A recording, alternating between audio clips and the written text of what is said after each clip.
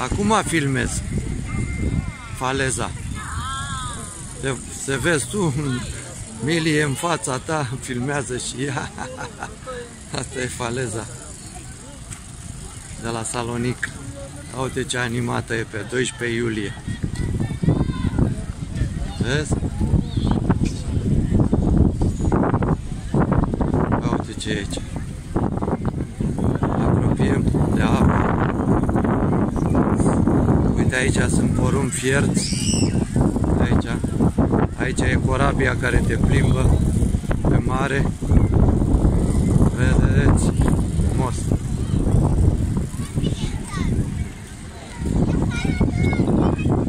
Da. Emilia filmează și am puțin mare. Uite pe Aurelia. Uite pe la spate. Uite corabia. Frumoasă e. Da.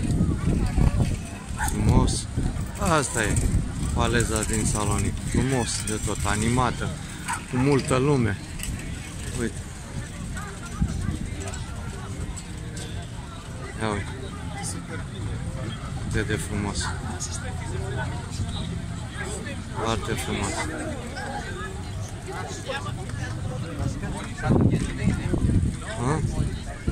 Pe Emilia filmează corabia. Da. Filmează corabia, mă cheamă la ea acum. Ce să filmăm? Ia să vedem. Filmăm aici. Am filmat. Uite, uite, vezi? Corabia, au ce frumos e. Asta e faleza de la Salonic pe 12 iulie 2020. Ia uite.